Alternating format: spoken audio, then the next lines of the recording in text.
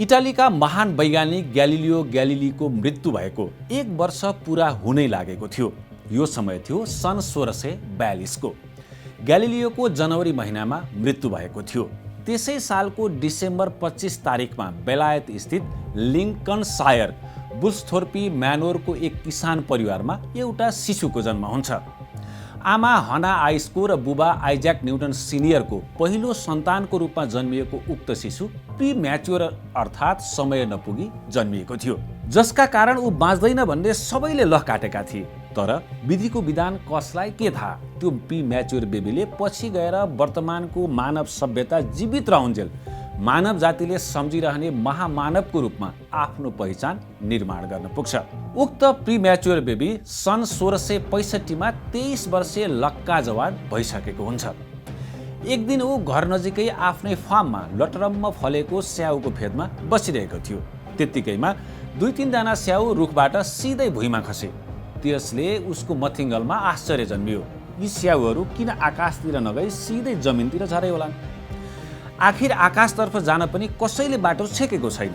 उसले आफैलाई प्रश्न गर्यो, रुखबाट स्याउ किन सिधै जमिनतिर झर्छ, किन आकाशतिर वा दायाँ बायाँ जाँदैन?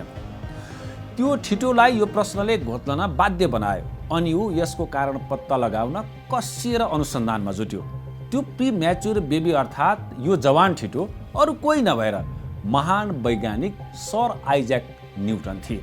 उनको जिज्ञासाले निर्दिष्ट गरेको खोजले अन्ततः 1666 उनले रुखबाट स्याउ सिधै भुइँतिर खस्नुको कारण पत्ता लगाए। गुरुत्वाकर्षण शक्तिले गर्दा रुखबाट स्याउ सिधै भुइँतिर खस्दो रहेछ भनी सिद्ध गरे, जसलाई गुरुत्वाकर्षणको सिद्धान्त अर्थात् थ्योरी अफ ग्रेभिटेसन भनिन्छ।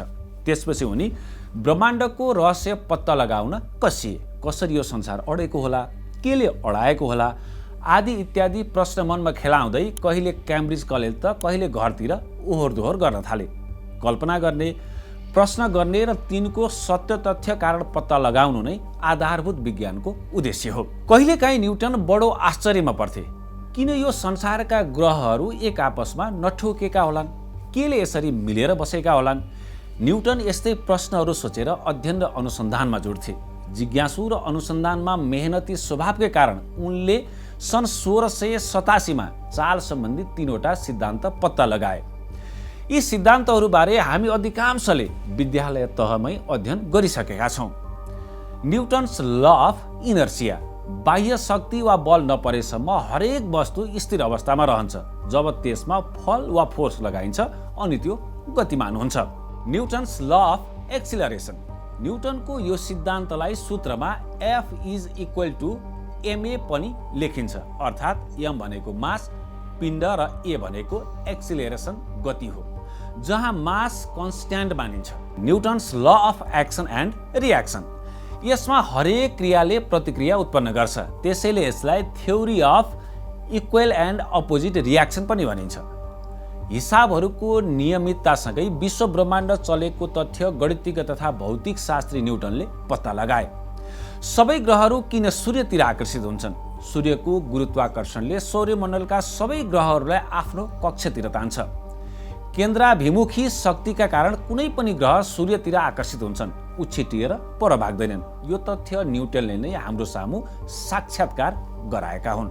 आइज्याक न्युटन 17औं शताब्दीका वैज्ञानिक हुन्। उनी जन्मेको 3 महिना पनि नहुँदै बाबुको निधन भयो। सन् 1642 डिसेम्बर 25 जन्मिएका न्युटनको निधन 1727 मार्च 31 इङ्ल्यान्डमा भएको थियो। उनको अन्त्येष्टि वेस्टमिनिस्टर अबेमा सम्मानपूर्वक गरियो, जहाँ बेलायती राज परिवारका सदस्यहरूको अन्त्येष्टि गर्ने चलन रहेको छ। छोरा 3 महिना नहुँदै श्रीमान गुमाएकी उनकी आमाले 2 वर्ष पनि नपुग्दै अर्कैसित बिहे गरिन्। सौतिनी बाबु उनलाई रुचाउँदैनथे, त्यसैले उनलाई हजुरबा हजुरआमा कहाँ छाडेर उनीहरू अर्कै गाउँमा गएर बस्न थाले।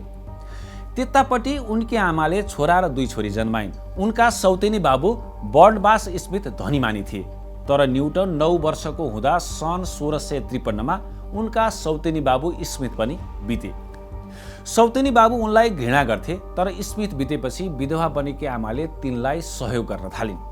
त्यसले न्युटनलाई जीवन धान्न केही सहज बनायो। उनले पढ्न पाए। ग्रामर स्कुलबाट हाई स्कुल पुरा गरेपछि ट्रिनिटी कलेज क्याम्ब्रिजमा स्नातक अध्ययन गरे। 16औं शताब्दीको युरोपियन वैज्ञानिक क्रान्तिले उनलाई पनि आकर्षित गर्यो। त्यसपछि उनले गणितज्ञ Nicholas Copernicus, Johannes Kepler, Galileo आदि वैज्ञानिकहरूबारे पढे। प्लेटोदेखि एरिस्टोटलसम्मका दार्शनिकहरूलाई बुझिसकेपछि उनले निष्कर्ष निकाले, प्लेटो पनि मेरा साथी हुन्, एरिस्टोटल पनि साथी हुन्, तर मेरो घनिष्ठ मित्र भने सत्य हो। यसरी सुरु भएको थियो विश्व प्रसिद्ध वैज्ञानिक न्युटनको विज्ञानतर्फको यात्रा। सबैभन्दा पहिले उनले क्वेश्चन नोटबुक प्रकाशित गरे, जसमा दार्शनिक पक्षलाई उजागर गरे। यो सन् 1664 को कुरा हो। त्यसपछि उनी गणिततिर आकर्षित भए। सोही क्रममा उनले क्यालकुलस प्रकाशित गरे, जसले वक्रको भिरालो अवस्था र क्षेत्रफलको विश्लेषण गरेर उत्तर निकाल्न सघाउ पुग्यो। क्यालकुलस म्याथको विकास उनैले गरेका थिए। यद्यपि त्यसमा जर्मन वैज्ञानिकले उनलाई चोरीको आरोप लगाए। त्यसवखत उनले ज्यामितिका समस्याहरू समाधान गर्ने सूत्रहरू पनि विकास गरे। सन् 1665 बेलायतलाई प्लेग महामारीले त्राहिमाम पारेपछि कलेज पनि 2 वर्षका लागि बन्द हुन पुग्यो।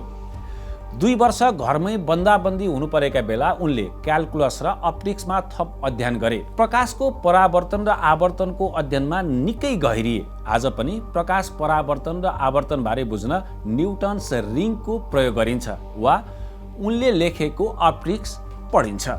सूक्ष्म दर्शनको क्षेत्रमा कार्य गर्ने उनका समकालीन बेलायती वैज्ञानिक रोबर्ट हुक उनका कट्टर आलोचक त थिए नै, त्योभन्दा पनि बढी उनले न्युटनलाई फिलोसोफी नेचुरालिस प्रिन्सिपिया म्याथमेटिसिया पुस्तकमा प्लेरिजम गरेको आरोप समेत लगाए। न्युटनको जीवनसँग जोडिएका कयौं चाखलाग्दा विषयहरू संसारभर प्रसिद्ध छन्। टुहु र न्युटन। उनी 1642 को क्रिसमसको दिन इङ्ल्यान्डको ग्राथम स्थित बुल्सथोर्पी म्यानोरमा अशिक्षित किसान परिवारमा जन्मेका थिए। उनी 3 वर्षको हुँदा उनकी विधवा आमाले धनाढ्य बर्नबास स्मिथसँग दोस्रो विवाह गरिन्। तर उनका सौतेनी बाबु स्मिथ उनलाई सँगै राख्न चाहँदैनथे। त्यसैले उनलाई हजुरबुबा हजुरआमा कहाँ छाडिदिए, जसले गर्दा उनलाई एकान्त प्रेमी बनायो। शैशव अवस्थामै बाबु गुमाएका र आमाले पनि छाडेर अर्कैसित विवाह गरेर गएकीले बुझ्ने भएपछि उनमा केही बदलाको भाव पनि पैदा गराइदियो। साथै उनले आजीवन विवाह नगर्ने सोच बनाए। आमाको किसान बनाउने चाहना। सानो छँदा उनले पढेको ग्रान्थम स्कुल घरदेखि निकै टाढा थियो। हिँडेर जानु पर्थ्यो। तैपनि दुःख गरेर पढ्दै थिए।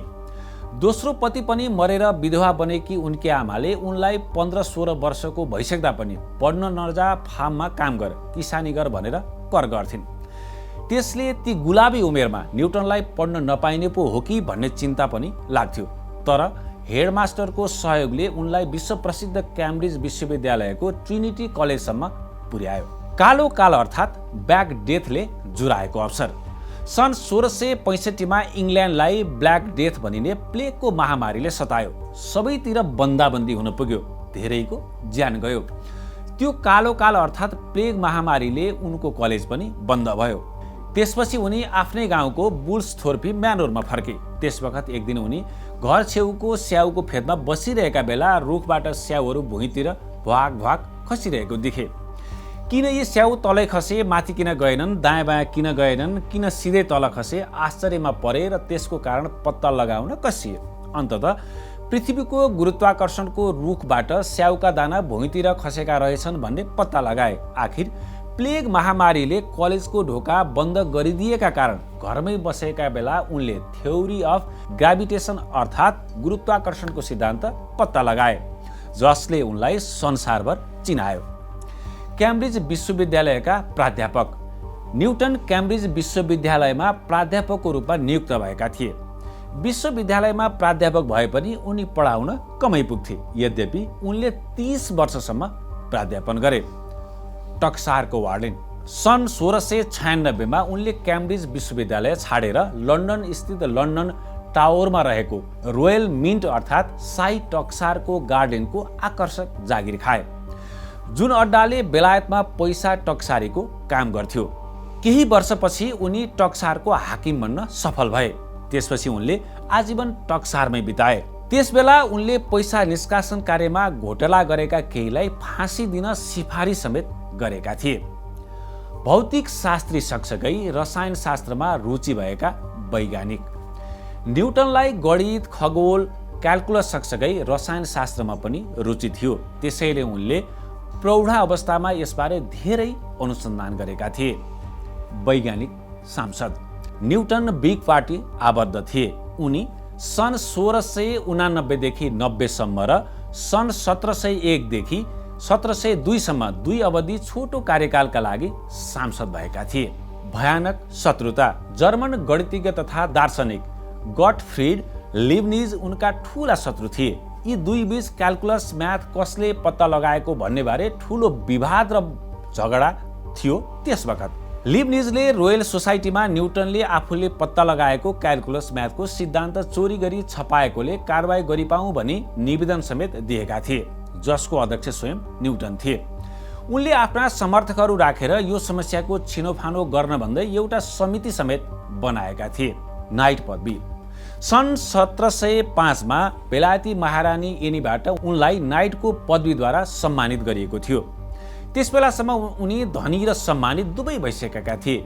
उनले आफ्नी आमाको सम्पत्ति पनि प्रशस्तै पाए, किनकि उनका झड्केला बाबु स्मिथ निकै धनी थिए। उनको शेषपछि त्यो सम्पत्ति पनि उनकी विधवा आमाले पाएको र तिनले आफ्नो प्रथम पतिबाट जन्मेका पुत्रलाई पनि दिइन्।